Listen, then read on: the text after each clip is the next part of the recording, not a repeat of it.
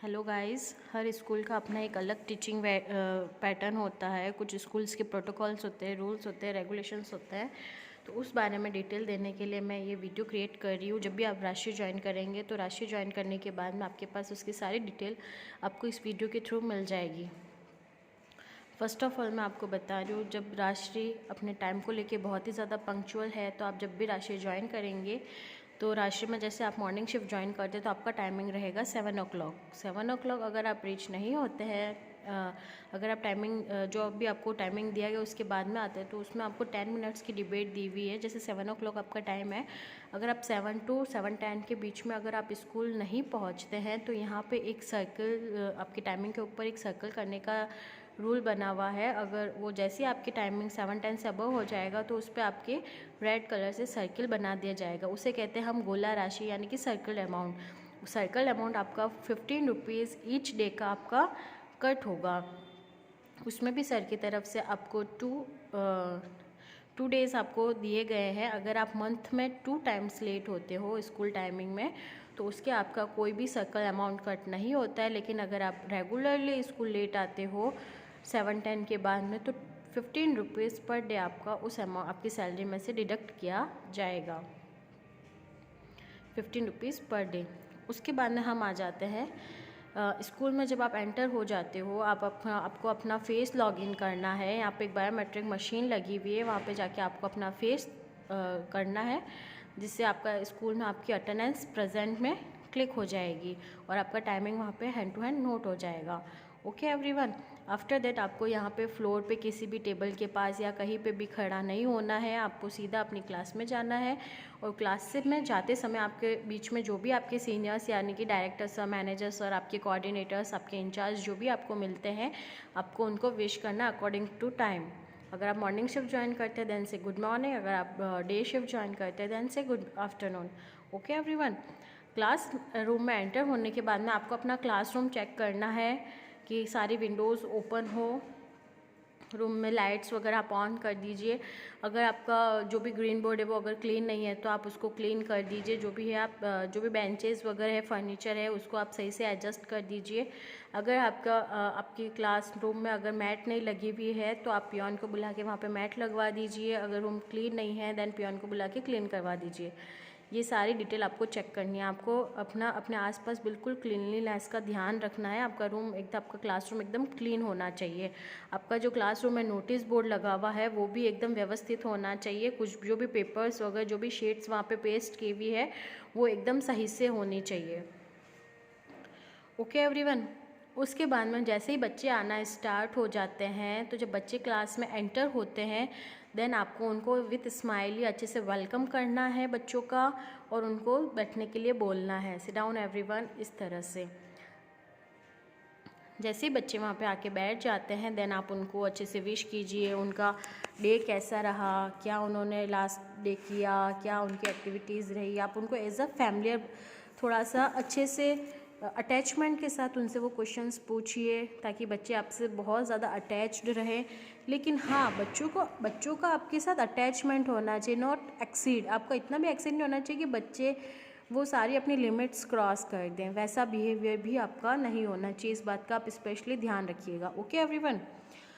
उसके बाद में यहाँ पे ये सिस्टम होता है कि क्लास में एक होमवर्क मॉनिटर्स बनाए हुए होते हैं। तो होमवर्क मॉनिटर जैसे ही बच्चा स्कूल आएगा तो होमवर्क मॉनिटर उन बच्चों का होमवर्क चेक करता है। तो आपको बच्चों को ये बोल देना है कि आपके जो भी नोटबुक्स हैं, होमवर्क जिनमें आपने किया है, वो नोटबुक्स आप अपने बेंच पे रख दीजिए, बिल्कुल भी विदाउट एनी नॉइज़।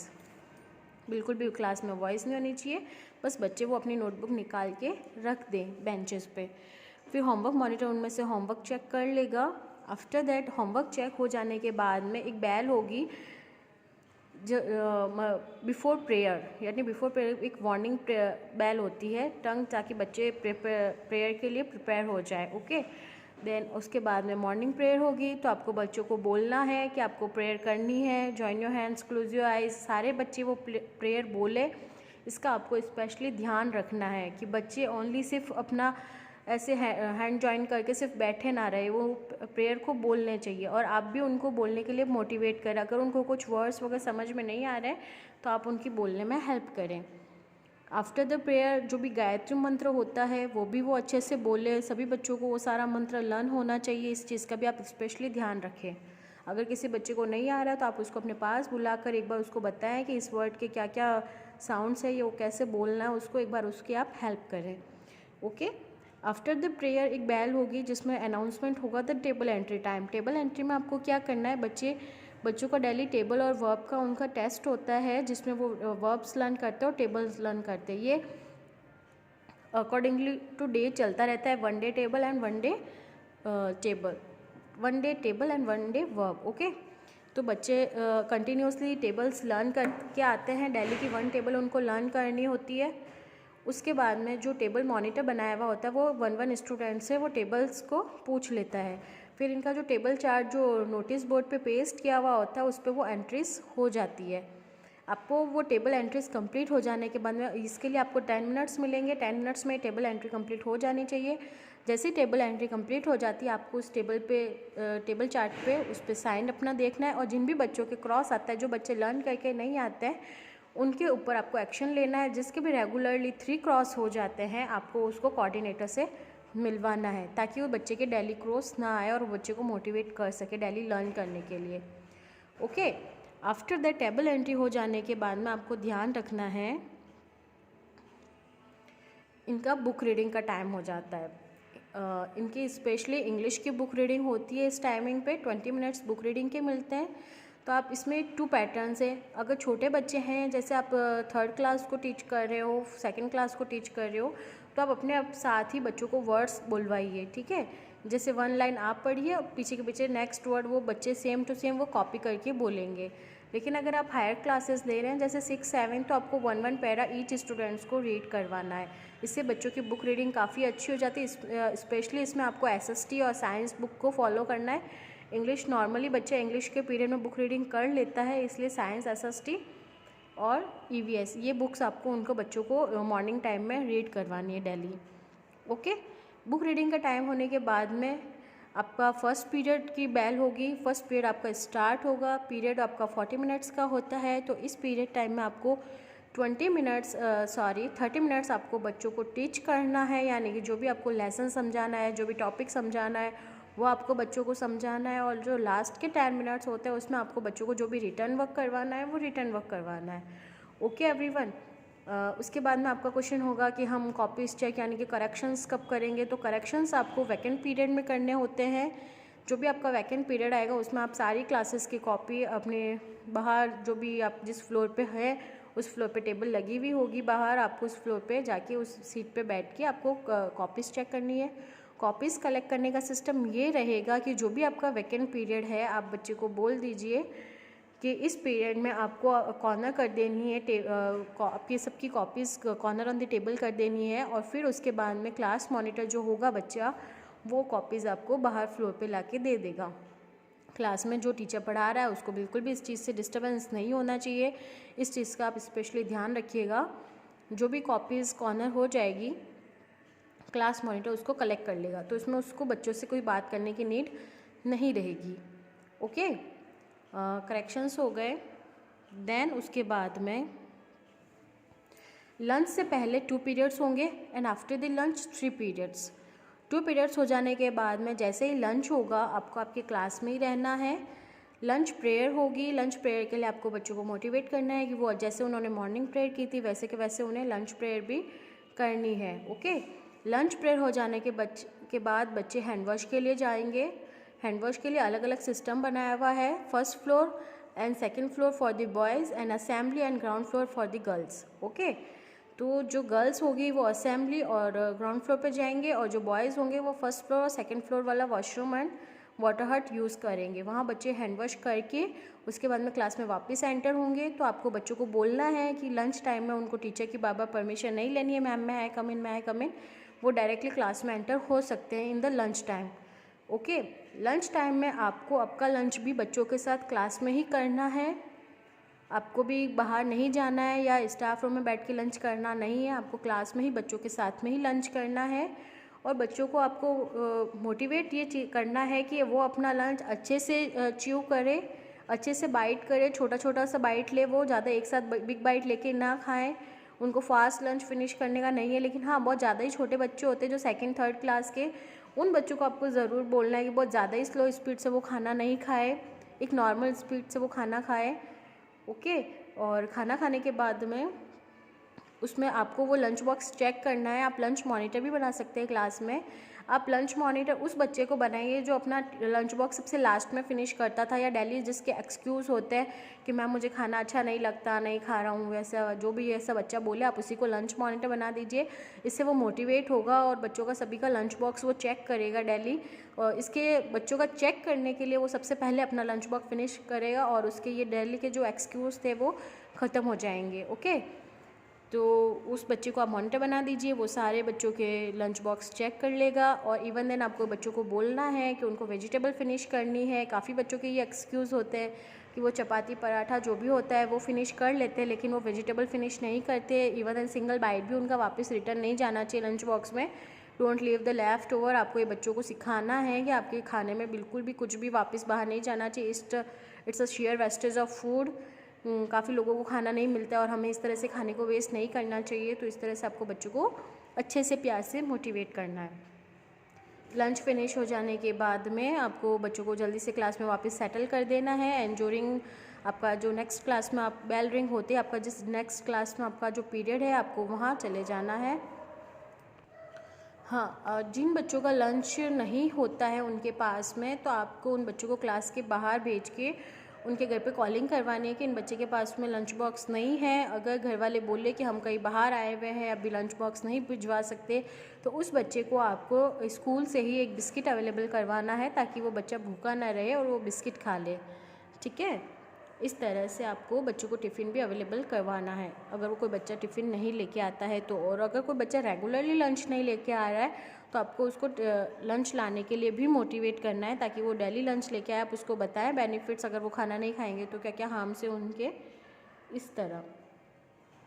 उसके अलावा जो मैंने अभी आपको बताया था कॉपी चेक हो, उसमें एक पॉइंट रह गया था। जो आप यहाँ पे ये भी सिस्टम होता है कि यहाँ पे बच्चों की कॉपीज़ डेली चेक होती है। आपको डेली के डेली सारे करेक्शंस करने होते हैं। और चेक करने का तरीका भी इस तरह से होता है कि आपको बच्चों के जो भी मिस्टेक्स होती है उस पर आपको इस तरह से सिर्फ इतना डैश करना होता है। आप इस तरह से ना तो गोला बना सकते हैं, ना ही उनके ज़्यादा करेक्शन करके वहाँ पे एक्स्ट्रा ऐसे यूँ रेड पेन से इस तरह से आपको लिखना है। इस तरह से भी आपको नहीं लिखना है। आपको सिर्फ इस तरह से एक छोटा सा डैश बनाना है जहाँ पे भी उसकी मिस्टेक्स थी, और बच्चे को ऑरली बोल देना है कि आप अपनी ये मिस्टेक्स यहाँ से करेक्ट कर लीजिएगा। इसमें आपको रेड पेन का ही यूज़ करना है। और जहाँ भी आप अपना साइन करें वहाँ पे साइन करते समय आपको बच्चे को ग्रेड देना है। जिसकी नॉर्मल हैंड राइटिंग है उसको B, एंड जिनकी अच्छी है उनको A, और जिनकी बहुत अच्छी है उनको A+। इस तरह से यहाँ पे ग्रेड सिस्टम है, आपको बच्चों को ग्रेड देना है। Okay everyone. उसके बाद में आपका ये रहेगा सिस्टम 3 पीरियड्स कंप्लीट हो जाने के बाद में जब डिपार्चर टाइमिंग होगा, डिपार्चर टाइमिंग से 15 मिनट्स बिफोर यहाँ पे एक बेल रिंग होगी। उस बेल का मतलब है कि ऑरल स्टार्ट टाइम। ऑरल में आपको ये करवाना है जो भी एक्स्ट्रा थिंग्स होती है just like skeleton, human digestive system, respiratory systems and element, symbols, tables, square, cubes, जो भी बच्चों की एक्स्ट्रा थिंग्स होती है उनका ऑरल टाइमिंग ये होता है। तो उन बच्चों को सारा ये ऑरल करना होता है उस टाइम पे। तो आप अपना जो भी है टीचिंग आपके सब्जेक्ट का वो स्टॉप करा के जैसे ये अनाउंसमेंट होता है उस समय आप बच्चों को इस चीज़ के लिए स्टार्ट कर दीजिए और प्रिपेयर कीजिए। और डेली बच्चों को वो MW में आप वो चीज़ दीजिए, उनके स्पेलिंग्स, इंडिया मैप्स, पाली मैप, राजस्थान मैप, जो भी है एक्स्ट्रा थिंग्स होती है उनको MW में वो थिंग दे के इस टाइम पे उसका ऑरल भी करवाइए। ये यहाँ का सिस्टम रहता है। उसके बाद में डिपार्चर प्रेयर हो जाएगी, बच्चे डिपार्चर प्रेयर करेंगे। सेम मॉर्निंग प्रेयर और लंच प्रेयर की तरह आपको बच्चों को ये भी बोलना है कि वो डिपार्चर प्रेयर भी बहुत अच्छे से करें। डिपार्चर प्रेयर हो जाने के बाद में सिस्टम ये रहेगा कि आपको आपकी क्लास का गेट ओपन करना है और आपको आपके गेट के ऊपर ही खड़ा होना है। वहीं पे आपको क्लासरूम के अंदर नहीं, आपको गेट के पास खड़ा होना है ताकि जो भी पेरेंट्स बच्चों को लेने आएंगे वो आपसे टॉक कर सके और इजीली आप उन पेरेंट्स को देखते ही बच्चे को बुला सकें। ठीक है। तो जैसे ही आपको दिख रहा है जैसे कि ओजस को लेने उसके फादर आ गए हैं तो आपको बच्चों को कॉल करना है, ओजस कम हियर। और अगर छोटे बच्चे हैं first second third class fourth class के, तो उन बच्चों का बैग भी आपको अपने हाथों से लेके पेरेंट को देना है ताकि बच्चों को बैग का ज़्यादा बर्डन ना लगे। और एक अच्छा मैसेज जाए पेरेंट के पास कि हम कितना केयर करते हैं स्टूडेंट्स का। तो आपको वो बैग लेके पेरेंट को पास कर देना है। इस तरह से आपको बच्चे को अच्छे से बाय बाय बोल के उनको घर भेजना है। और अगर किसी जो भी आपको फ़ी डिटेल भी स्कूल के थ्रू दी जाती है कि इस बच्चे की फ़ी ड्यू है, इस बच्चे की फ़ी पेड है, तो जब बच्चे डिपार्चर टाइम में उनको जब पेरेंट्स लेने आते हैं तो आपको उन पेरेंट को बोलना है अबाउट द फ़ी। ओके, ये क्लास टीचर की ही लाइबिलिटी, उस क्लास में जो टीचर अवेलेबल होगा उसकी ही लाइबिलिटी होगी कि आपको टीचर को इन्फॉर्म करना होता है।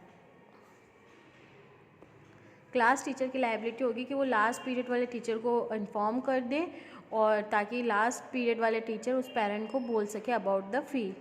ओके, उसके बाद में हाँ सॉरी, मैं एक पॉइंट थोड़ा सा मिस हो गई हूँ, वो अभी आपको वापस बता देती हूँ। जैसे जो पेरेंट्स आएंगे लेने के लिए बच्चों को ऊपर क्लास में, उससे पहले जब टैक्सी स्टूडेंट्स का अनाउंसमेंट होगा तो आपको टैक्सी स्टूडेंट्स की क्यू बनवानी है और टैक्सी स्टूडेंट्स को नीचे ग्राउंड फ्लोर पर भेजना है, ताकि वो वहाँ पे स्टाफ रूम से वहाँ सारे टैक्सी स्टूडेंट्स एक साथ बैठ जाए और फिर वहाँ से वो एक साथ टैक्सी में चले जाएं। इस चीज़ का भी आप ध्यान रखिए, वो विदाउट एनी नॉइज़ अच्छे से क्यू बना के जाएँ टैक्सी स्टूडेंट्स। फर्स्ट जाएंगे टैक्सी स्टूडेंट, देन उसके बाद में जाएंगे extra class students. Extra class students ऊपर असेंबली में जाएंगे, वहाँ पे पहले से ही कोई टीचर जो अवेलेबल होंगे वो उनको अच्छे से बैठाएंगे ताकि बच्चे बिल्कुल भी शोर ना करें और बच्चे अपनी स्टडी स्टार्ट कर दें। मैं एक अलग से वीडियो में आपको एक्स्ट्रा क्लास की कंप्लीट डिटेल दूंगी कि एक्स्ट्रा क्लास में क्या होता है और हम उन बच्चों को क्यों रोकते हैं और उनको कैसे पढ़ाना होता है। यहाँ पे अभी आप बस इतना ही ध्यान रखिए कि डिपार्चर टाइम पे पहले टैक्सी स्टूडेंट जाएंगे, then extra class student, then parents वाले स्टूडेंट्स, एंड सबसे लास्ट में जाएंगे सेल्फ स्टूडेंट्स जो कि सेल्फ घर जाते हैं। ये यहाँ का सिस्टम होता है। उसके बाद में सारे बच्चों के चले जाने के बाद में आपको डायरेक्टली नीचे ग्राउंड फ्लोर पे नहीं जाना है। आपकी क्लास के जो बच्चे एक्स्ट्रा क्लास में रुके हुए हैं उनके पास आपको असेंबली में जाना है और वहाँ उनको टीच करना है। ओके, देन उसके बाद में 2 o'clock आपका डिपार्चर टाइम हो जाएगा, तो 2 o'clock आपको बच्चे के साथ ही नीचे आना है और बच्चे को जो लेना है आपको उनको हैंड ओवर करके आपको आपकी कोऑर्डिनेटर से परमिशन लेके आप घर जा सकते हैं। सेम वही पैटर्न आपको बायोमेट्रिक मशीन में आपको फेस करना है। अब फिंगरप्रिंट सेंसर में जहाँ आपका मोबाइल सबमिट हुआ था वहाँ से आपको आपका मोबाइल कलेक्ट करना है, and then have a nice day, bye bye.